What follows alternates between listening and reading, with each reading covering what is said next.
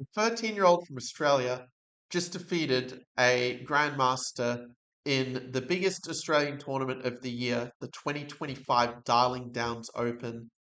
And what might surprise you is that he didn't win with a blistering attack on the opponent's king or some very sharp tactics like you might expect from a junior. But rather, he just played a very good technical game, just strategically outplaying his opponent. And by the end of this video, you'll see how it's done. So, with this game, I'm just going to play through the opening moves. One little experiment I've been doing with these videos is rather than just showing the notation or just doing with the engine, to kind of look at a little bit from the human point of view and sort of think about, well, what were the moves that were played and give you a chance to try to follow along and predict the moves yourself. But to sort of introduce the players, Yifei, who is a 13-year-old FIDE master from Sydney, Australia. And we can see that, yeah, he actually has like a very strategic kind of style. You know, he's just playing very solid opening and just making it very hard for his opponent to really show up any sort of a clear way to attack. And Lucas van Foreest, he's not just the younger brother of Jordan van Foreest, but actually he's a very well-known opening second for many strong grandmasters who does opening analysis for them. And yeah, well known to have like a lot of very nice creative ideas. Bishop e2 might seem a little bit weird, but the idea is just to anticipate the move of b5, so that if b5 were to be played, we can go a4 and just kick away the pawn, potentially also getting a really nice square on c4 from the knight from there. Now, I actually saw this game, so I do know some of the moves in advance, which does me a little bit of an unfair advantage with the replay training. I mean, 95 is probably a bit more effective before c5 is played, but the way that White's played it, that also is a very nice practical advantage of playing it the way Yifei is doing it in this game, with just trading and just playing very, very solidly. Trying to remember if he played knight d3 or if he played b3 first, but I'm going to guess he probably did the more flexible b3 indeed. But you can sort of see that when you're sort of playing against a high rated player, in this game, black is outrating white by about 250 points or so. There is a certain merit to just playing very, very solidly and kind of putting the opponent in a little bit of a dilemma, basically. Okay, rook d1, yeah, it is a bit more precise to not allow him to take so directly, but you definitely can put the opponent in a bit of a dilemma where either they play solidly, but you just make it a very comfortable draw, or they try to keep winning chances alive, but then they may overpress and you can outplay them. This also is a really nice puzzle as well if you want to think about, because this was the move I think that really set White up to have an advantage in the game. But if you're enjoying the video so far, do make sure to leave a like, also subscribe to the channel for more videos like this one. I am planning to use this replay training in chess space actually in all of my videos in October, so that even if, let's say, you're not in a position to invest in the very expensive but very good chess-based program, well, you can still get some benefit from the replay training from seeing how I kind of approach the positions and sort of think about the different options. Because a lot of people, they respond to these sort of threats very passively. They might play a move like knight c4, allowing maybe b5 with tempo, or like a passive move like knight d3. Or they might take, but then the bishop takes, and black just gets their pieces developed a lot more quickly. I don't really consider these more tricky moves like bishop a3, which is what was played in the game. And it's a very good move, knight e5, there would have been bishop takes c7, but now they can't take the knight because the rook on d8 is undefended.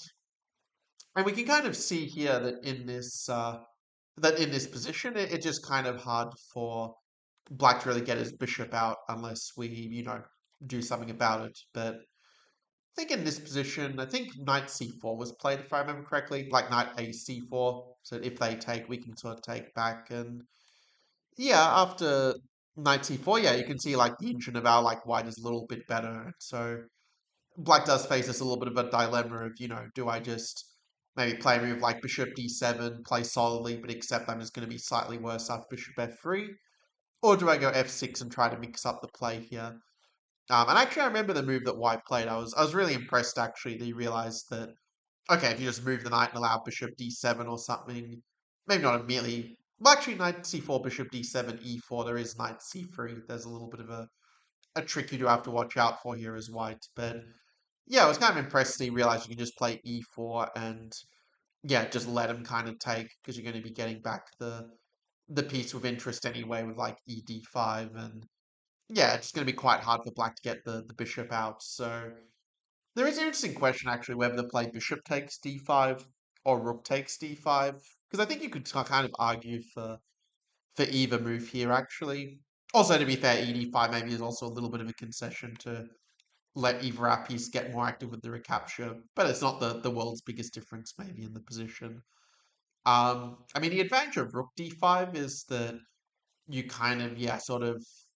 Well, actually, I'm not really sure what the advantage is necessarily. I guess the advantage of bishop d5 maybe to have bishop g4 in some position later, but you can play f3 in reply, so I don't think that's really going to be a factor.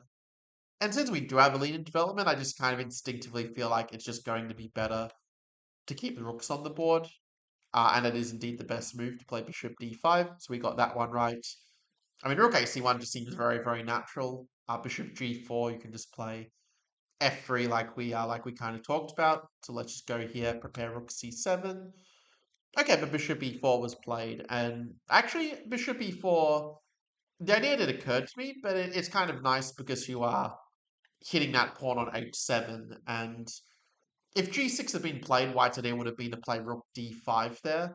And then if the king moves to defend the pawn, you've got rook d8, and then the rook will stop the bishop and rook from developing. So it's actually a very nice idea that Yifei realized, like, not just going the obvious move, but looking a bit beyond and kind of looking for some good alternatives like bishop e4.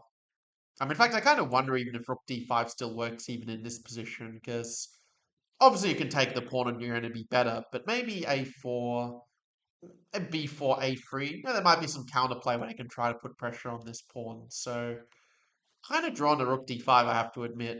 But if, like, say, king e6, rook d8, a4, I'm just kind of thinking if this is a problem. But I guess just b4 and a3 is not as effective because, you know, they're not as quick to get in bishop e6 when you've got the pin. So, I'm going to guess that this is probably the move here. And yeah, it is indeed the best move. Very nice find by Hu here. Again, taking a pawn would check, I think. I was going to say it can't be bad, but rook e5, king f6 actually is not so easy. It's not really time to get into stabilizing b4. So this one, yeah, actually a little bit of a tricky one, I think, because, well, rook e5, king f6, like if you go rook b5, a b3, like obviously you can't take with the a pawn because of rook a1. So this actually is a little bit of a critical position here, I think, because if b4, you also have bishop e6 contend with rook e5, king f6, and they're not just attacking your rook, but they're also going to be attacking the a2 pawn in that case. So you definitely need to calculate precisely in these sorts of positions. This is for sure. Now b4 bishop e6. Of course, we're not forced to play rook e5 either. But at the same time, you know, you don't really want to allow bishop a2 and allow allow this pass a pawn if you can help it.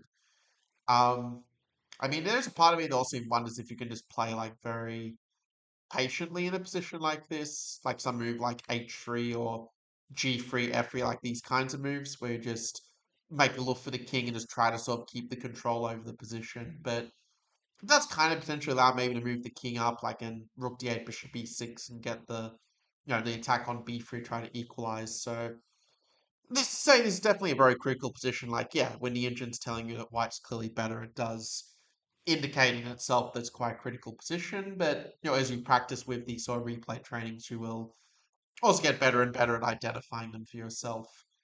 Now it occurred to me rook e5, you could actually meet king f6 with f4, take rook a1, king f2, rook a2, king e3. I think that might have actually been what happened in the game, but let's see if it's correct. So rook e5, and now f4 I think is going to be the key here. So I think f4. Yeah, f4 is going to work, and I mean the moves I kind of remember from the game, but basically the point they're going to kind of see here is that you're not really afraid of bishop e6 because you're going to have rook b5 and you can kind of attack the b7 pawn from there. So king e3 and yeah, maybe actually king f3 might have been more precise. Maybe this is what the engine's hinting at. They might want to have g4 and g5 as an idea in some positions, but okay, in these cases, like it makes sense that when you have these sort of endgames, that the exchange of these pawns, obviously a position would be a lot more drawish in nature without those pawns on the board. And so a move like rook b5 makes a lot of sense, but a natural question is, well, what if black just goes rook a3 and tries to insist on this exchange in a sense? Or rook b2, for that matter, is also possible. Although rook b2 does allow you to meet with b4 and kind of keep it that way. So rook b5, rook a3 is kind of the bigger question there. And yeah, obviously rook b7, rook b3, take, that ending's probably just a draw with, as long as black doesn't do anything really silly. So rook b5, rook a3, bishop c2, rook a2. I mean, king d2, it looks ugly, but it does kind of keep the control in a sense. Yeah, I mean, that's probably going to be all right if we just defend solidly here. Okay, b4 was played in the game. Yeah, actually, b4 is probably more precise, to be fair, where, yeah, you're just able to still beat rook b2 or rook b5 like we saw before, but just kind of avoids a lot of those problems. So, yeah, b4, just a nice technical move, just putting the pawns on the opposite color complex to our bishop. King d4 seems very natural, so I'm going to go with that. But rook f5 was played first. Yeah, maybe it's a little more precise. So king here. Okay, so rook c5. Actually, this is a very nice trick, because it meant if the bishop moved away instead of b5, you'd have like rook c7, and you could take the pawn to... So that's actually really nice here. Now, one thing that you have to be a little bit careful of is the potentially trying to get this pawn with rook b2, but I think we can play rook c7 and just kind of get the pieces to a better square tempo. Like if king f6, my idea would have been to go rook c6 and then kind of bring the king to c5 and sort of defend the pawn that way. Then we can also go bishop c6, take the pawn, and probably win from there. But from here, I feel fairly confident white should be able to win this without too many problems. Where, okay, you obviously want to be a bit careful, but yeah, basically you just give me, I think, kind of happy just to kind of push your pawns. So yeah, we can see it's basically winning for white. I think as long as we don't make some really obvious mistake, yeah, it should probably be winning. Like the only thing you have to be careful of is, of course, counterplay on the b pawn. I think when we have like king d4, we just kind of stop them playing b4 quite as quickly. I mean, rook b6, I think, is what was played in the game, if I remember correctly. Just putting the rook behind the passed pawn. Maybe not the top engine line, but yeah, I think at this point, pretty much everything is going to win, to be fair.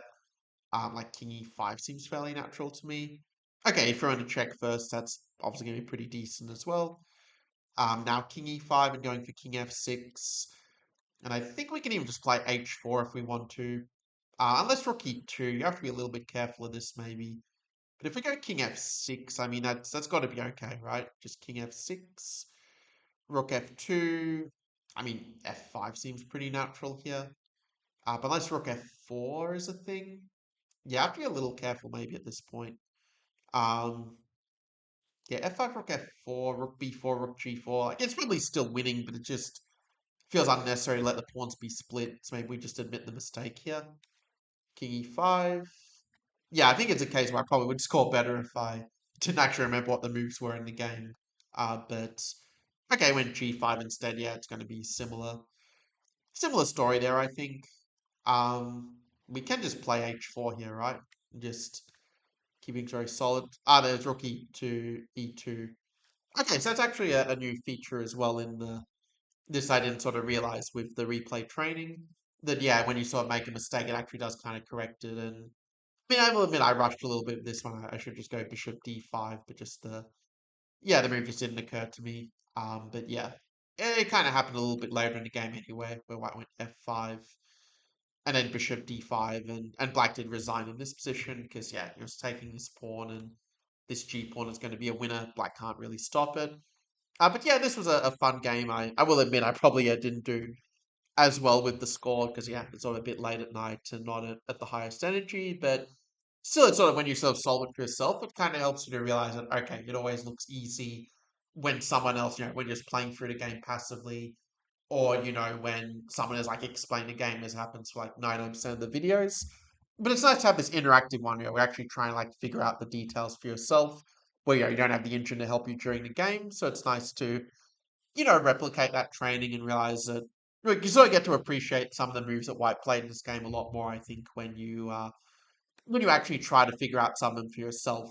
Like, for example, this bishop e4 was like a really nice moment, like rejecting the obvious rook c1 and realizing that this idea of bringing the rook to d5 was just really powerful. It allows you to kind of win a pawn under better circumstances, and yeah, just some little things like that. Just the overall technical play was just very nice, and even if you look at kind of the bar, you can see White didn't really make any significant mistakes. Just a very clean and very well played game. So yeah, I hope that you enjoyed this video. It's a little bit different to what I normally do, but yeah, really looking forward to going through more of these replay trainings. And like I said, if you end up finding a better move than me or a better move than the players, it obviously builds up a lot of confidence. Not just based on Carlsen makes it look so easy, but like I actually found that move like thinking about it myself. So also, final thing I'll mention, like if you are interested in private coaching, I'm taking a couple more private students, like my life circumstances kind of improved a bit recently where I sort of have the space to, yeah, really sort of be fully there and like help students to the greatest extent possible. So if that interests you, yeah, just feel free to send an email to the description below. And yeah, with that said, I'll see you in the next video. Take care.